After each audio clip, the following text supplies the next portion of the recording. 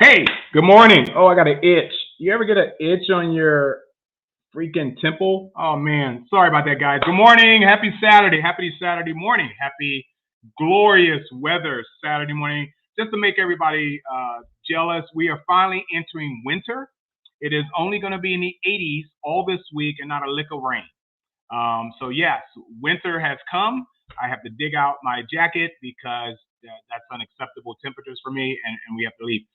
Welcome, Cartoon Crew. I am Mark Lee here with Saturday Morning Cartoons along with Rosemarie Rose and Jerome Connor. We are here each and every week to ignite your childhood because, you know, as you get older, you tend to forget things. So we are actually here to help you with your memory process. You can call us a drug if you want that you need to take every Saturday morning. But we talk about cartoons that people grew up with. What are you pointing at, Jerome? Well, if you're going to declare us as a drug, they have to take us with sugary cereal. I'm diabetic, dude. Don't kill me. My God. All right. So we'll get you some Life cereal. Oh, don't tell me you don't have a box of Boo Berry sitting in the kitchen right now. Or Who Captain you talking to, Crunch. woman? Who you talking to? I see and I don't touch. I go to Walmart and I see a line of Blueberry and Frankenberry and Count Chocula, and I just keep on walking. Unlikely story. It's just a nostalgic thing for you then. It is. Oh my God! And I found a box of Blueberry on top of the toaster that we have at the office, which I suspect is my boss. Okay, so that didn't help either. With Blueberry. Saturday morning cartoon. Hey, what did I say, Jerome? Pre-show that I was going to bring up during the show. I mentioned something. What did I leave off with? Hold that thought. We'll talk about that shortly. Is what I said. I don't know what we were talking about. It's about your midnight show coming up. Midnight show, yes. Oh, yeah. Yes. Okay. On the 31st, October 31st at midnight, we will be doing a midnight show. It's not Saturday mornings, anything. It is totally Halloween focused. If you guys. And look, my bedtime is probably about 9, usually between 8:30 and 9. In all seriousness, this is going to be a stretch for me. Yeah, so he goes to Denny's and gets the senior discount nowadays. I'm going to have to take a nap. You know, it's as simple as that. I'm just going to have to freaking take a nap. Good morning, Cartoon Crew. Good to see you guys. Hello there, Cheryl. Good to see you pop up. Hopefully some of you guys will pop up. Thank God this is not my week. We have something incredible for everybody to see today. And the person that's running this show is, of course, Rosemarie Rose. Rose, you do realize when I saw the list come in, I had to scratch my head, go back in my records. Almost exactly 1 year ago, literally 1 year ago, we did a part 1 of what you're doing today. Yeah, I saw when you put to part 2. I'm like, did we do Chuck Jones? Yes, we did. Yeah, he's one of my favorite animators, and I did that show on Chuck Jones. But you have clips and information in here that I don't think I ran, and it looks fantastic. So I'm really interested in seeing what you got here. Any other housekeeping things, guys? Anything you want to report other than Shatner going up in space? No, I really don't want to discuss this week. So that's. I mean, ad nauseum, we discussed a lot. But guess what? 5:30 this morning, I was out on my front lawn. Yeah, so? Why was I out on my front lawn? Because you couldn't sleep and there were bears or alligators around? No, the rocket went up to go towards the asteroids out on Jupiter. Oh, Lucy, it's going at Lucy. Yes. It was bright. It was a fantastic launch. It was glowing red. I actually saw, well, there was no separation, but it was just fantastic this morning. I'm like, I'm not waking anybody up. And I posted enough launches in the past. That's about it. So, yeah, I saw Lucy go up this morning. Hey, Lucy. To the moon, huh? To the moon. Okay, Rose, what do you got for us today? Talk to me, darling. All right. we're gonna have our second part of saluting Chuck Jones. Okay, Who? Chuck Jones, very famous Warner Brothers. He started off as an artist, went on to be a director for a lot of famous cartoons that you all know about. I am dealing with a head cold today. I was going to say, you sound stuffy. So I'm going to sound really nasally. So I'm going to really let the clips do the talking for most of the part today. So the best way to introduce this is by using a clip that I found, a beautiful, wonderful clip of Robin Williams. He did the introduction to when Chuck Jones got his Oscar. So Mark, would you please play the first 40 seconds? I mean, he goes on and on, but we're going to do the first 40 seconds of this Robin Williams introduction to Chuck Jones when he got his Oscar. That is absolutely awesome. I am pulling it up as we speak. And here we go. Good night, ladies and gentlemen, because I have a problem. I am addicted to cartoons. I've been to Animators Anonymous. I've checked into the Betty Boop wing of Betty Ford. I went to my therapist, knocked on the door, opened the door, and said, "What's up, Doc?" And I realized it. I have a Jones for the work of Chuck Jones. Yes. Oh, you know. Oh, you know it's true.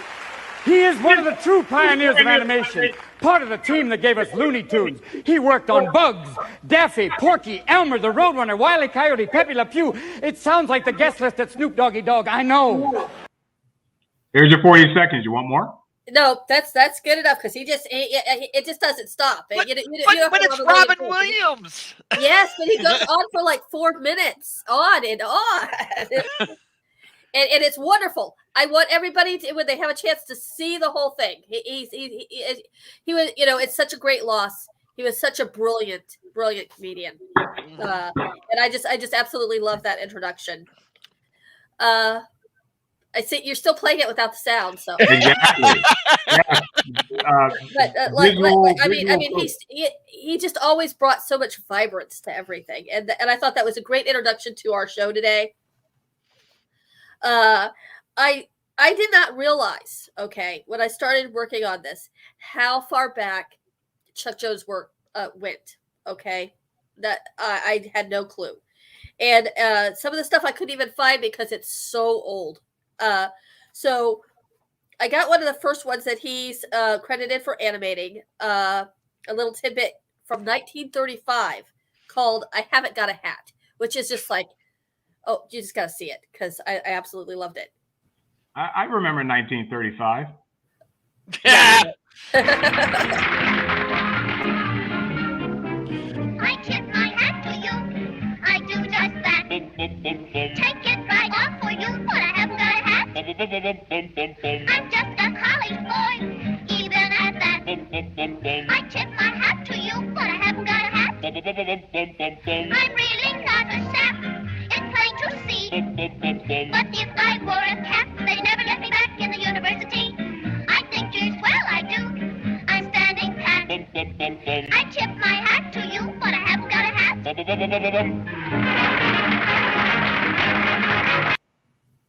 I think that was cute. Yeah, if that doesn't put a smile on your face, then I don't think you're a human being, because it's just so. I love the way the little other dog is like has this like. This looks like it's from the Leon Schlesinger years. It might be. It might be. It's around that time for sure. But the next clip I want to bring up is one that was. It's sentimental to me because it was a favorite of mine and my father's. Every time it came on, we always got the biggest kick out of it. And it's about a little owl who wants to be a singer. Oh, I love my that. favorite. It's an Al Jolson style singer. I love it. Yeah, and his parents are like really. They don't want him to be this kind of singer, so they don't want to be a jazz singer. Yeah. So he goes off and he just goes off on his own. It does it anyway. He doesn't listen to his critics, and he goes off and he does his own thing. And then let's just go ahead and play that wonderful clip called from 1936's. And I did not realize it was that old. I Love to Sing. Yes, I love this I one. love to sing it. Well, what's your name, son?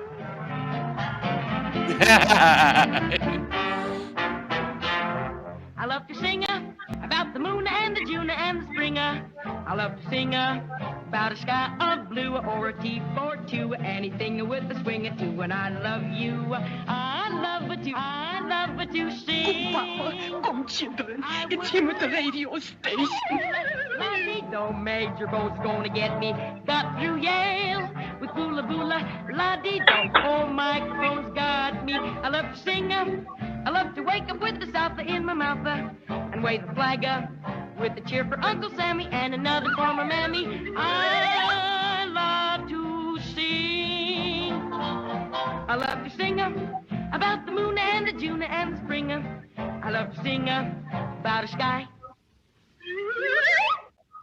Drink to me only with thine eyes, and I will pledge with mine. Stop! Stop! Stop! Enough is too much. Go on and sing about Jamuna and Jejuna about a swinger. Go on and sing About a sky of blue or a T42, anything with a swing or two. And I love you, I love it too, I love it to sing. I love to sing, I like to sing and never stop it to my papa. And wave a flag with a cheer for Jackie Bunny and another for my mommy. We love to sing. You know, this probably drove every English teacher in America crazy. You know what's funny is the kids today will not get the references of Jack Bunny and Al Owl Jolson. Yeah, You know? yeah, Al Jolson, right? Yeah. Exactly. And what's funny on that episode is his parents want him to be an opera singer. He's he's being trained to be an opera singer and he can't hold that opera tune. Yeah. Oh wow, so that is I love to sing it, and it's just a sentimental favorite of mine, and I wanted to I found a lot of great little clips from Chuck Jones from the American Archive of Television on YouTube, and so I'm going to have Chuck Jones talk about his creative work in this next clip. So go ahead and play this. I think it's like a 2-minute clip. Just go ahead and play it all the way through. Okay. I had no idea I was going to be what I was going to do or why I was going to art school, but it was something I liked to do. I enjoyed doing. But I was introduced to art school where everybody, these are people 20, 22, or 25 years old. Many of them graduated from college. So here I was, and I was about half their height. For one thing, and I looked at these guys, and I thought, I can't compete with these birds. By that time I decided I wanted to be an artist, but I didn't know how I'd ever make any money at it.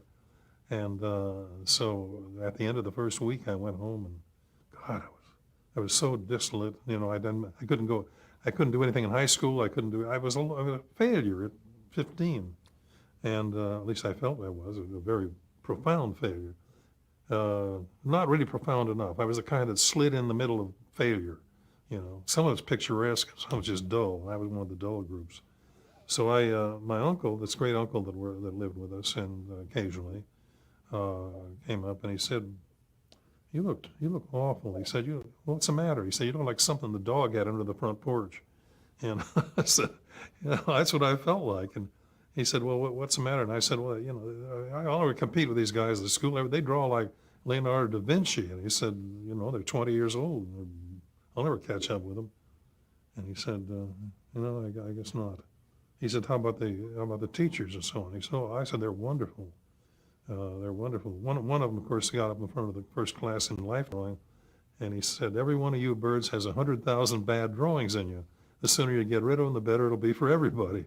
And not for us, for everybody, for the world, Well, that stuck with me. But anyway, that came a little later. But then I said, and I was just, I just felt it was the end of the world for me. I could draw a little bit, but I couldn't keep up with the big guys. So I suddenly blurted out, and I said, you got my lower lip out as you do at that age. And says, you can't make a racehorse out of a pig. And my uncle looked at me very gently and he patted me on the knee and he said, "No, but you can make a very fast pig." And, I realized that was really what it was all about. I could only be as good as I could be. I mean, whatever my limits were, those things would it wasn't that I had to compete with these birds. And I learned the second thing, that creative work is never competitive, no matter how much you may think so. In the world today of animation, in this particular year, there are a bunch of people making features. They're trying to make better features than each other. But that isn't the point. The point is you're trying to make the best picture, not the best picture that was ever made or the best picture that somebody else has made. There's no competition possible. When we were making cartoons at Warner Brothers, we didn't know what MGM was doing or Warner Brothers was doing. It takes a year to make a cartoon. And so we'd had to make them and not hope they were better than somebody else, but hope they'd be marketable. And more about that later. Anyway, that's so I went through art school, and as it turned out, that was the best possible schooling I could have had. And today is the best possible schooling that anybody could have to go into animation. That is brilliant. Wow. What I really liked about that is, here's a man who's brilliant. Everybody knows Chuck Jones' work, and he, back when he was younger, he felt he was a failure, and so I think that's gives people hope, whether you're a writer or an artist or whatever you're doing creatively, just keep at it, because you might be the next Chuck Jones in the future. I love that comment about there's 1,000 bad pictures in you. Get rid of them now to save us all. Yeah. Excellent. So, I wanted to go and mark that with one of the most famous cartoons that he did. And we talked about this show. I think we talked about this cartoon maybe last week, but we hadn't showed it in a while. And so here's a scene from Chuck Jones' 1950, The Rabbit of Seville. I love it.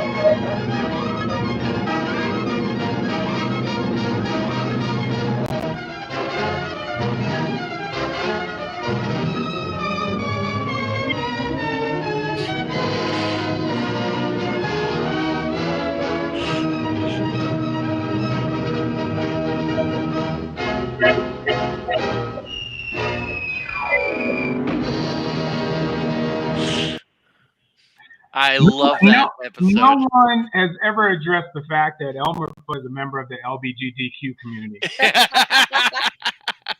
So is Bugs. So is Bugs. Yeah, certainly. But yeah. You got me thinking as I'm watching this, Rose. You said this was 1950? Yep. Okay, so 1949 is when they made it, released in 1950s, and I'm watching the part where they're escalating the weapons. That was such a parable of the Cold War right there, And I don't know how they came up with this, but this Rabbit in Seville is just pure genius. It is. There's nothing there. I mean, you've got the other opera. What's opera doc? Okay, I think they both are like at the levels of brilliance in animation, and just absolutely love it. The next clip I have is Chuck Jones talking about Bugs Bunny and his thoughts on him and how he evolved. So go ahead and play that clip. I think it's maybe 2 minutes. Just play it all the way through, Mark. Characters are a process of learning. It's hard for people to understand who watch actors to realize that actors come with an ability. They've played other parts. They have some background. When you bring in a drawing, all you have is a drawing. And you have to put in the characters, the little mistakes they make and so on. It's not important to have them talk in a certain way or talk through their nose or something like that. So there are many things we have to find out about the character. In Bugs' case, the first picture that Bugs made, he was crazy. And the way we soon realized that there's a great deal of difference between being crazy and pretending like you're crazy. The Marx Brothers were pretending like that, particularly Groucho. Pretending. He was trying to make sense out of the behavior of his brothers. And that gave him a wonderful balance to it. But he was always in there trying to get some sense out of them. And Bugs Bunny is a much more human character.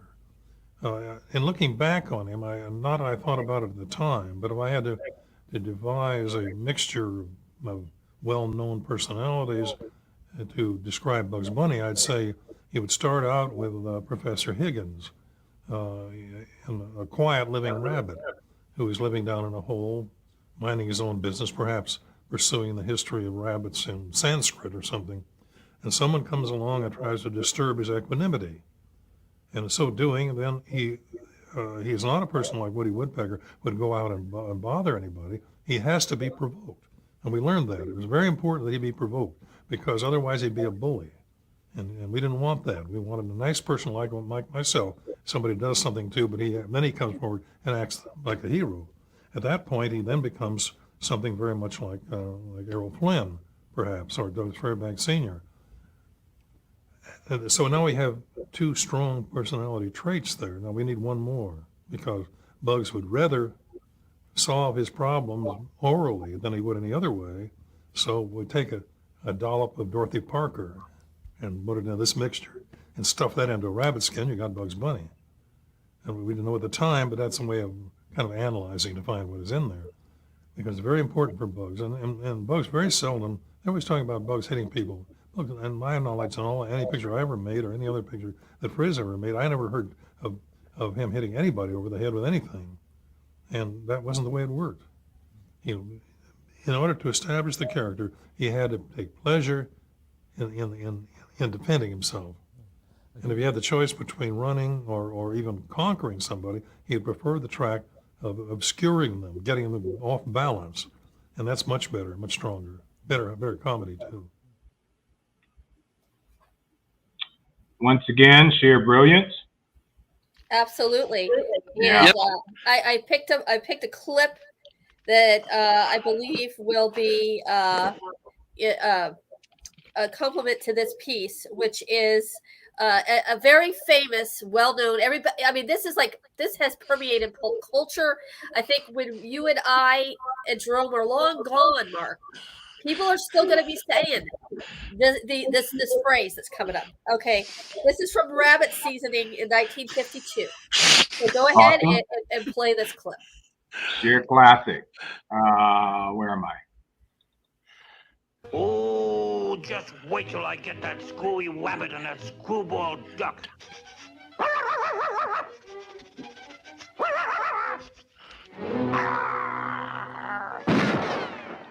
Hey, what's a big idea? Why don't you look where you... Huh? Oh, how simply dreadful. You poor little man. Did I hurt you with my naughty gun? Oh, shucks. Well, Yow!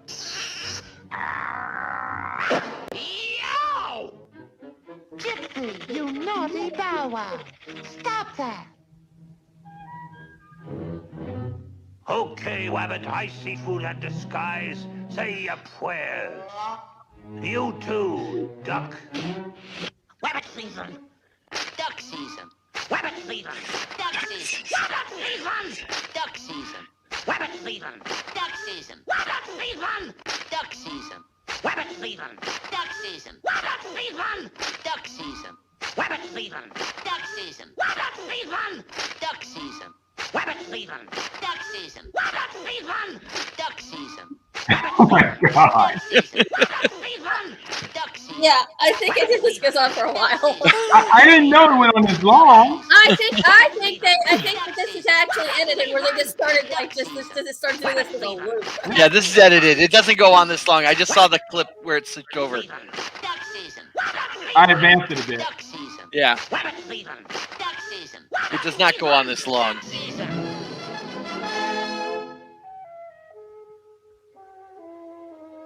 Uh-oh. What was that actually? Be very, very quiet. We're hunting Elmas.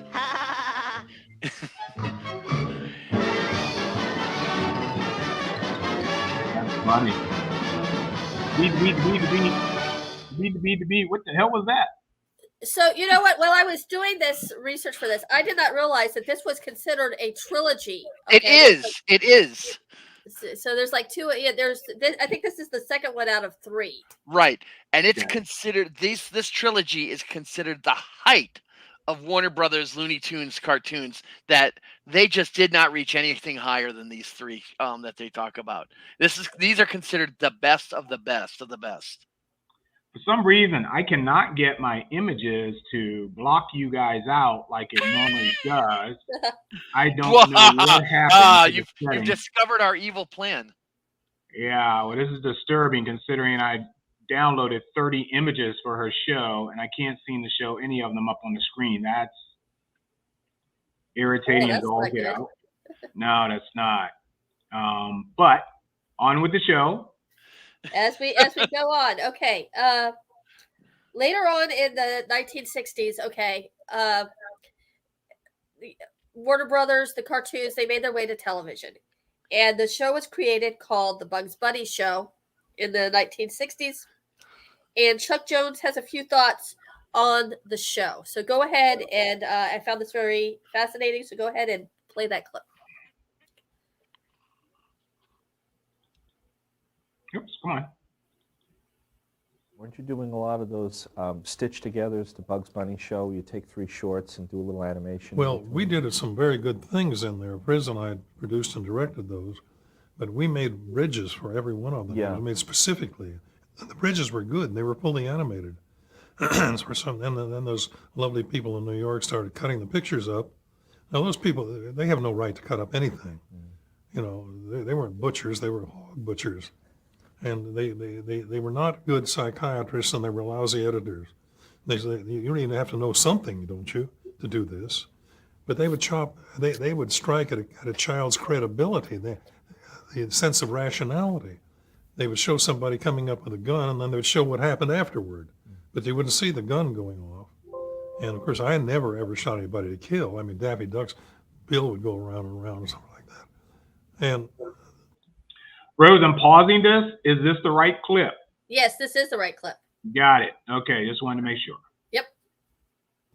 people ask why I did that. I said I did it because I thought it was funny. That's why I didn't put anything in there. So I thought it contributed to the story or had some fun with it. That was our business. It was making people laugh. We knew that we were not making pictures for children because our pictures were made solely for theatrical release. And they always were made for theatrical release, right up to 63. None of them were made for television. There was a perfectly good, maybe illogical reason for it, but there wasn't any television. And therefore we couldn't make things for something that we didn't know existed. So we tried to make pictures to make this audience last. And since we didn't know what the audience was, we certainly were sure that every theater was not composed solely of children. And because we were so young, we had very recently left our parents, we had very little respect, and our teachers, we had very little respect for adults. So we ended up where every creative person, or if you want to call us creative, is, and that is you make or paint or draw for yourself.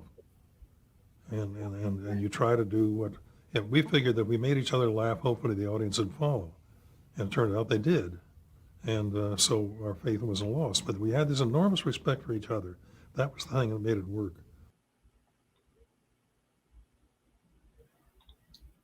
Excellent. There are some clips that I didn't add to the show because I didn't know about time, and it wasn't really part of Saturday morning cartoons. But if you get a chance to go onto YouTube, he has some thoughts about Walt Disney and the very brief time that he worked for Walt Disney Studios. It is enlightening and not very complimentary of how Walt Disney did his work, and I thought it was very surprising, but I didn't put that stuff on there. He, I don't know if you're aware, but he did work briefly on, I think he did the opening credits for Sleeping Beauty, worked on those. And he also worked on the Jungle Book. And like I said, I think he was there maybe under a year or so. Yeah. But by the way, Rose, the Rabbit Season trilogy. Yeah. It's Rabbit Fire, Rabbit Season, and Duck, Rabbit, Duck. Okay. Thank you very much for that, Jerome. No problem. So yeah. So that's good to know. Finding clips, you would think that finding clips would be very easy. I mean, in the Bugs Bunny show, it's not too hard, but it's still it's a challenge at times. But back to I'm sorry. Hold on a second. No, that's okay. I know you're a little under the weather here today. How can you be under the weather in Florida? I don't know, but that's okay. We got to send her some hot tea with lots of honey. No, I'm going to send her a booster shot. That's what I'm sending her. Maybe some bourbon. We'll heat up the bourbon and give it to her warm. Yeah. I wouldn't mind seeing Rose a little tipsy. Go ahead and play the next clip. Oh, yeah. Yeah, well, she chokes her lungs out. Yeah. I'll go ahead and play her next. Hold on for a minute. I'm getting there. Hold on. Yeah, she's got to go cough. This is it, the night of nights. No more rehearsing and nursing a part. We know every part by heart. Overture, curtain lights. This is it, we'll hit the heights. And oh, what heights we'll hit. On with the show, this is it.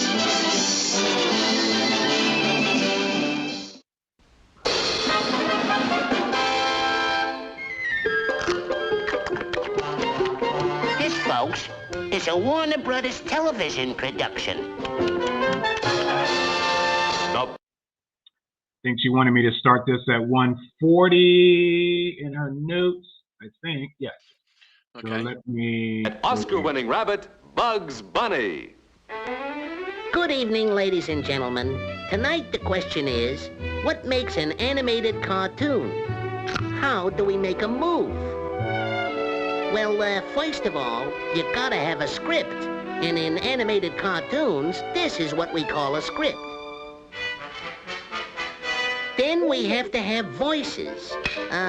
What's the name of that guy who does all those voices? Mel Blanc. Capital M, capital E, capital L, Blanc. Oh, yeah, Mel Blanc. He wouldn't want it publicized, folks, but actually, I do Mel Blanc's voice. Now then, first, the animator draws the rough sketches, then the cleanup artists clean them up. After which we... Well, here I am, your new cleanup artist, straight from the agency. Speed's my specialty. I'm the fastest cartoonist in the cartoonist business. Just stand still and stare, sir. I'll slick up these sketches so fast, it'll make your eyes swim. While he's grinding out the cleanups, let's take a peek at a finished cartoon. And that's where she wanted me to stop it. Rose, are you alive? I am. Yeah. Yay! Sorry about that. I want to say thank you, son, for the head cold that you gave me that turned into a chest cold. He was fine after 3 days. I've been dealing with this for a week. It's good to have children. He's a giving child. Yes, he's a giving shout, all right. Yeah. So I wanted to show those were one of the bridges that Chuck Jones created for the Bugs Bunny show, and so thank you, Mark, for that. Yes, no problem. I don't know if a lot of people are aware, but Chuck Jones, and I think we mentioned this maybe on the show before last year, that he worked on How the Grinch Stole Christmas. Yes. Absolutely. And so I found a clip of him working on that. So go ahead and play that for us, Mark. Oh, okay.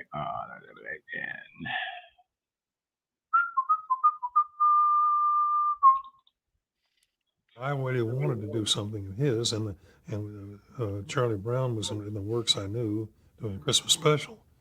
So I went and talked to them and told them that I thought it was time for we did something in that field, and I thought that Dr. Seuss was the right person to go to. So I called up Ted, who lived down in La Jolla, and so I asked him, would he be willing to think about doing it? Because he was anti-Hollywood very much, because when he left right after the war, they pirated a lot of his stuff and took his credits off of features. And he did some documentaries, one of which won an Academy Award, and somebody else took it. So he was pretty sour on that. So I told him this was another field. This is television, and he didn't know much about television either. But so I went down there, and we talked about it and decided on How the Grinch Stole Christmas. So I came back, and then I had to talk MGM into the idea of spending enough money for a storyboard. So we got the storyboard completed, and I did most of the drawings, about 1,700. I had a few people that gave me some help, very good help too. And Maurice Noble was designing the backgrounds. In those days, though, it isn't like it is today. If you didn't sell it to the network, you just had to sell it to a sponsor, and then you go to the network and say, here's the product. This guy's willing to pay for it. So I went down and I gave 25 different showings of the thing to all the breakfast foods, to all the chocolate people, to everybody, and finally an unlikely group bought it. That was the Foundation for Commercial Banks. And I thought that was very odd, because one of the great lines in there is that the Grinch says, perhaps Christmas doesn't come from a store. And I never thought of a banker endorsing that kind of a line, but they overlooked it, so we went ahead and made the picture. But think about that, all these people refused it. Yeah. And you know, and that picture went out, and that was written in 1953. That's why Dr. Seuss said, for 53 years I put up with it now. In 53, and the book, How the Grinch Stole Christmas, was selling about 5,000 copies a year, which is pretty good for a children's book. The year the cartoon went on, the second year it did 50,000 copies in 1 year, and it sold at least 50,000 copies a year ever since. So actually the book publisher could have paid for it. But it shows the power of television. And of course we got some very good help there. And to me, one of the most important things was my getting Boris Karloff, because a lot of people didn't know how wonderful a narrator he did, and he did a lot of you can still get them, by the way, and it's worthwhile getting that. He did the Just So stories and the Kipling stories, the Jungle Book, and all those wonderful reading. And if you can get some, I recommend it highly. And he had this lovely, wonderful voice. Mm-hmm. Everybody thought of him as being a villain. Yeah. And he was so dear when he read it, you know. He really gave accent to each one and each note. The narrator was important there. Excellent. Wow. I didn't realize that who the sponsor was, because when I'd seen it, the sponsor thing had already gone away. Right. Rose, you're muted. Thank you, Jerome. Yep. Yeah, exactly. So yeah, I thought that was really interesting, and how they used to market it, because now it's the network that brings everything on, and so that was very enlightening. It's typical of one of those successes that he goes to everybody in the world and they all say no, and he goes to this obscure person that says yes, and now it becomes a cultural touchstone. Exactly. And with regard to Boris Karloff, who is really the heart of this show, go ahead and play that How the Grinch Stole Christmas clip that I have. Oh, I thought you were saying Boris was the heart of our show. I'm like, what? I thought he was dead. Well, he's that too sometimes. Every Who down in Whoville liked Christmas a lot, but the Grinch, who lived just north of Whoville, did not. The Grinch hated Christmas, the whole Christmas season. Oh, please don't ask why. No one quite knows the reason. It could be, perhaps, that his shoes were too tight. It could be his head wasn't screwed on just right.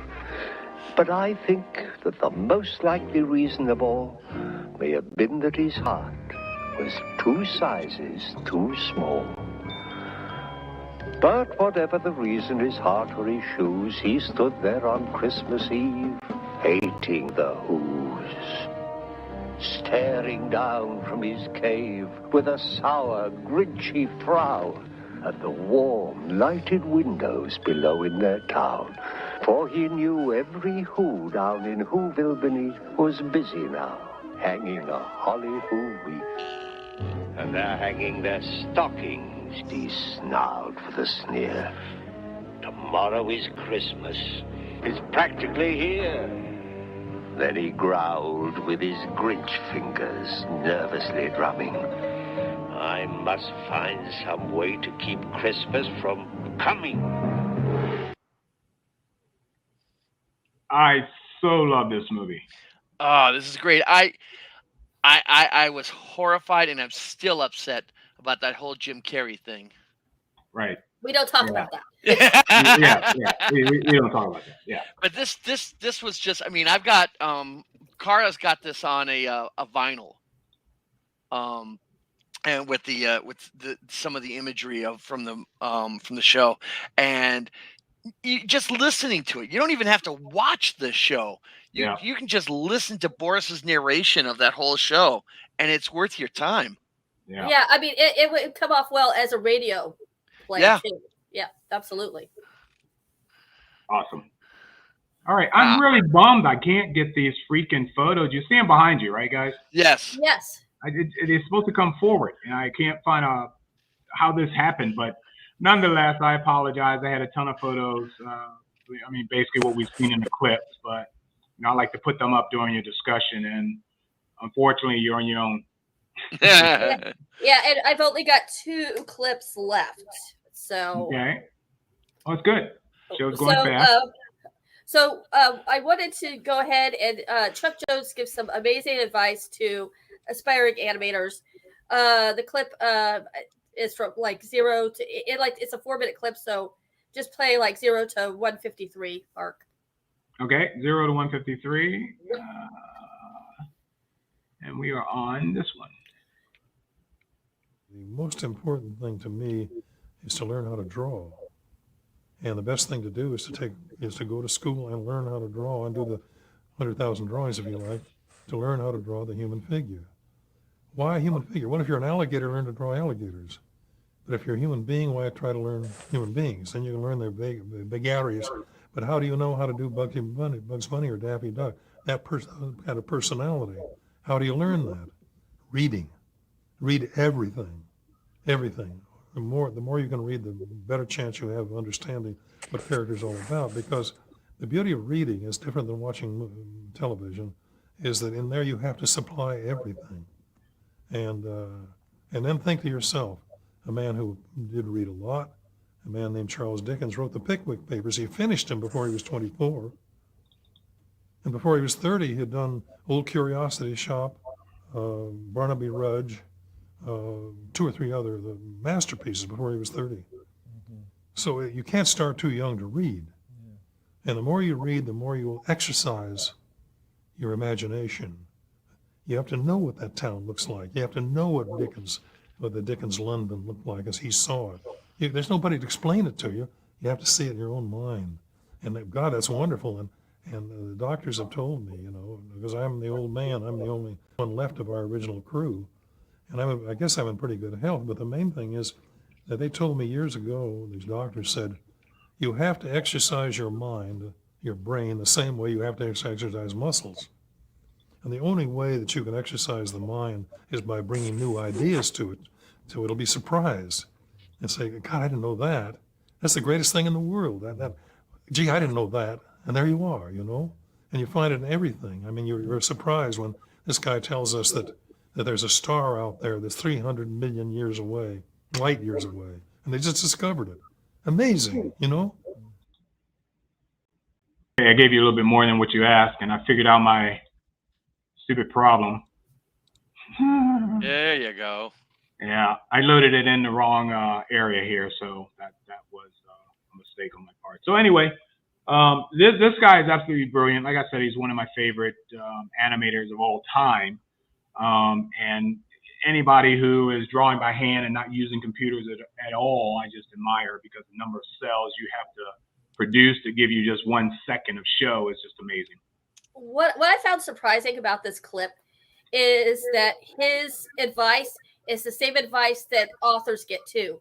It's read everything you can, because that reading helps to, make your imagination more, it just enlightens you and helps you visualize so much better, not just with drawing, but in all mediums of art. So pick up a book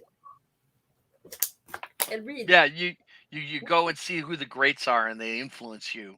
Yeah, it's really interesting how I read when I was younger, but I can't read now. I just got so much going on that I really can't find it. I don't make the time. I shouldn't say I can't find the time. Of course, I have plenty of time. There she goes again. We're watching you. Are you going to sneeze? No, she's coughing up a lung. Is she? Oh, okay. All right. But look, I mean, but you also, Mark, watch a lot of television and movies, and hence, by doing so, you're able to do this. Okay. Also, if I could add, I also spend 8 to 10 hours of reading blueprints and reading reference manuals and doing research, 8 to 10 hours a day, so I would love to relax and be taken away with a great book or something that respectful. After doing 8 or 10 hours a day of using my eyes, I'm no longer interested. But, like I said, I mean, you look at the greats. And you look at what they've done. You read them or you watch them. You look at their drawings. You look at whatever. You can't tell me, Mark, that you looked at Frank Lloyd Wright's stuff and that didn't influence you at all. Not him personally, because I knew nothing about him before. But I meant his buildings. I meant his buildings. Yes, yeah, oh yeah, absolutely. That's what we're talking about here, is how the greats influence you no matter what you do. Yeah, every building designer steals, or we have stuff in the back of our heads that we saw somewhere else and it came forward, but not sure where we got that idea from. So, creatives do the same thing. Yeah, okay. I see more creativity in Thailand and in Saudi Arabia with the way they put buildings up over there. Are you coming back to the land of the living, dear? I am making my way back. Yeah. Before we go on to your next clip, your last clip, let's go ahead and talk about your show this evening. But what I want you to do is, after this one, is you go find some Dayquil and drown yourself in it before you show up. I just went and took another shot of Robitussin. Okay, so. Oh, okay. I've got my lemon ginger tea on cue. Yeah, girl. Tonight. That's what I drink at work. All right. And I'm gonna let my daughter do most of the talking tonight. So. Yeah. Tonight at 7:00, we've got a brand new show for you guys. I hope you're going to enjoy it. This is something Rachel and I've had in the works, in mind, for several months now, and we're finally getting to put it on the air. It's called Fandom. It's kind of a gender gap series, okay? Because basically, it's going to be the two of us who introduce different shows to each other, shows that she loved growing up that I never paid attention to, shows that I saw that I'm introducing her to. Tonight we're doing Star Trek is the theme, and the thing is that I raised these kids on Star Trek: The Next Generation, and Rachel on her own sought out even more of the series. Some of them she does not like. And the one show she had not seen at all was Star Trek Discovery. She had not seen one episode of it. She's been busy with school, just walked by in and out of the room as Brad and I watch it. So I wanted to get her feeling on Discovery. So she's going to have her thoughts on Discovery tonight. She's going to have her shows that she clips from her favorite episodes of TNG, and will tell you about her favorite captain, which might surprise everybody, or maybe not. And so she. When she was younger, she was very hard-headed and very stubborn and did not look at different things. But when she got into college, she started to, with her professors and stuff, get a nuance and started watching different things. Like, for example, she never liked black and white television. She would refuse to watch any of it. Wow. And now one of her favorite shows of all time is The Twilight Zone. Damn, Okay? I was thinking she was a Twilight Zone girl. Yep, I've never watched an episode with her. I'm not a big fan of Twilight Zone, but I know. She's very. I mean, there's certain episodes I like, but she's had a big chewing out on me about that the other night. How can you not love every episode of that show? I always knew I liked your daughter. So yes. So I think everybody might find it interesting, and we're taking on a new perspective on at least here at MBL Entertainment. We're not just going to be doing TV shows. This week is Star Trek. We are also going to be doing anime and other forms of medium. We might do comic books one week. We might do YouTuber performers one week. Oh, so interesting. That's an interesting thought. It's going to be different. We're going to do movies at some point, but it's going to be a different theme and it's going to be every other week. So it's a bi-weekly show like Classic Television SmackDown. We're going to try to do it this opposite week of the weeks we do that, but sometimes it might not work out that way. But I hope everybody tunes in tonight for our first episode. Join us at 7:00 Eastern Standard Time. I hope that it'll work out really well. Yeah, and everybody spread the news around. I mean, I think this is an interesting thing. I don't know if you guys have ever watched there are various YouTube videos out there showing Gen Xers, not even millennials, but Gen Xers reaction to songs from Led Zeppelin, songs from Rolling Stones, songs from, the Beatles, and their reaction. They're on camera as they're listening to these songs. This is kind of the same thing where Rachel is being introduced to a lot of things that we see, because we can only relate to the past when it comes to this show, and things that were in the very far distant past, like the Beatles and Rolling Stones. I think, Rachel will be introduced to certain things. I'm really interested in her reaction to Star Trek. I really am. So we're looking forward to this show tonight, 7:00, like we said, ladies and gentlemen. Come on by and peek in. We're going to be talking about Star Trek, as many Star Trek fans there are in my life and YouTube Live. This should be very interesting to hear what this youngster has to say. And I'm going to tell you one thing, and this is a not so subtle threat. She better like the ones that I like. You know what? I think she's gonna surprise you and impress you, Mark. Okay. Well, she's already done that, but if it's based on another category. With regard to her taste in Star Trek, absolutely. So. Yeah. This could be. Nice. What am I looking at? That is his ring. That's my wedding ring. Oh my God, you're such a geek. I knew it. Thank you very much. And I think you knew that for years now. Yeah. Such a freaking geek, but that's okay. So this should be great. No problem, Cheryl. I know you have a Halloween assignment to do tonight. So same with me, unfortunately. If I can get here, I will watch eagerly.